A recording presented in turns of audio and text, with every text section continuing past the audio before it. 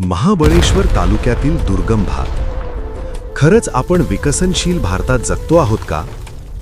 देशभरात विकसनशील Bharat, digital India, सर्वांसाठी आरोग्य आणि सर्वांगीण विकास अशा घोषणा मोठ्या अभिमानाने दिल्या जातात. शहरांमध्ये उंच इमारती, द्रुतगती महामार्ग, मेट्रो, स्मार्ट हॉस्पिटल्स आणि अत्याधुनिक तंत्रज्ञान पाहताना भारत प्रगतीपथावर असल्याचा भास होतो.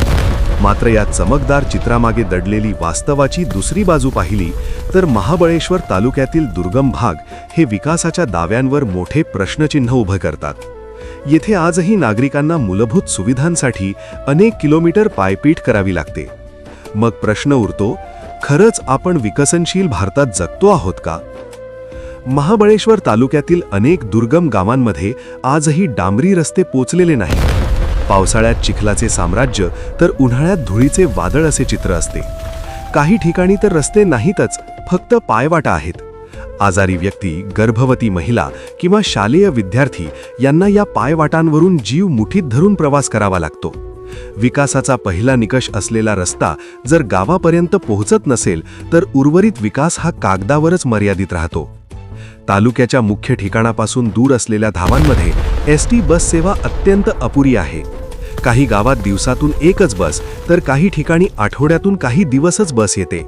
खाजगी वाहन परवडणारे नसल्याने नागरिकांना चालत प्रवास करण्याशिवाय पर्याय उरत नाही. शाळकरी मुले, वृद्ध नागरिक आणि महिला यांचा याचा सर्वाधिक त्रास सहन करावा लागतो. दळणवळण सुलभ झाले हा सरकारी दावा येथे केवळ घोषणाच ठरतो. वास्तविक पाहता येथे आजारापेक्षा प्रवासच अधिक जीवघेणा म्हणावा लागेल. दुर्गम भागातील आरोग्य व्यवस्थेची अवस्था अत्यंत चिंताजनक आहे. प्राथमिक आरोग्य केंद्रे, अपुरी मनुष्यबळ, औषधांचा अभाव आणि रुग्णवाहिकांचा तुटवडा ही रोजची समस्या आहे. एखाद्या गंभीर रुग्णाला उपचारासाठी तालुका किंवा जिल्हा रुग्णालयात नेण्यासाठी अनेक किलोमीटर पायपीट किंवा खडतर प्रवास करावा लागतो. अनेक वेळा उपचाराआधीच रुग्णाचा जीव जातो ही कटू वास्तविकता आहे. अशा परिस्थितीत सर्वांसाठी आरोग्य ही संकल्पना कितपत खरी ठरते हा प्रश्न निर्माण होतो. खरं तर रस्ते व दळणवळणाच्या अभावाचा थेट परिणाम शिक्षणावर होतो.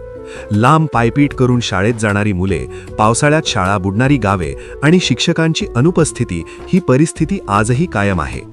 दैनंदिन गरजांसाठी बाजार, बँक, शासकीय कार्यालये गाठणे हे नागरिकांसाठी मोठे आव्हान करते. विकासाचा गवगवा शहरांपुरता मर्यादित राहिल्याचे हे जिवंत उदाहरण आहे. महाबळेश्वर तालुक्यासाठी विविध योजना मंजूर झाल्याचे सांगितले जाते. मात्र प्रत्यक्षात त्या कितपत राबवल्या जातात हा मोठा प्रश्न आहे. निधी मंजूर होतो, आराखडे तयार होतात, उद्घाटनं होतात, पण दुर्गम भागातील नागरिकांचे जीवन मात्र तसेच राहते. विकासाचा लाभ शेवटच्या घटकापर्यंत पोहोचतोय का याचे आत्मपरीक्षण करण्याची वेळ आली आहे. मग विकासाचा अर्थ केवळ पर्यटनापुरताच का? महाबळेश्वर हे जागतिक पर्यटन स्थळ म्हणून ओळखले जाते. पर्यटन विकासासाठी कोट्यावधी रुपये खर्च केले जातात.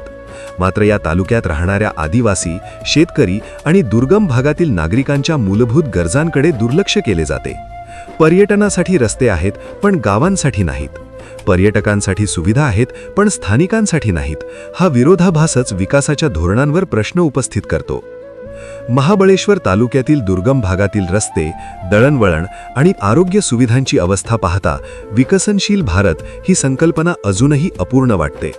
विकास म्हणजे केवळ आकडेवारी, उद्घाटनं आणि जाहिरातबाजी नव्हे, तर शेवटच्या माणसाच्या जीवनात झालेला सकारात्मक बदल होय. तो बदल जर आजही या भागात जाणवत नसेल तर आपल्याला स्वतःलाच प्रश्न विचारावा लागेल. खरंच आपण विकसनशील भारतात जगतो आहोत का?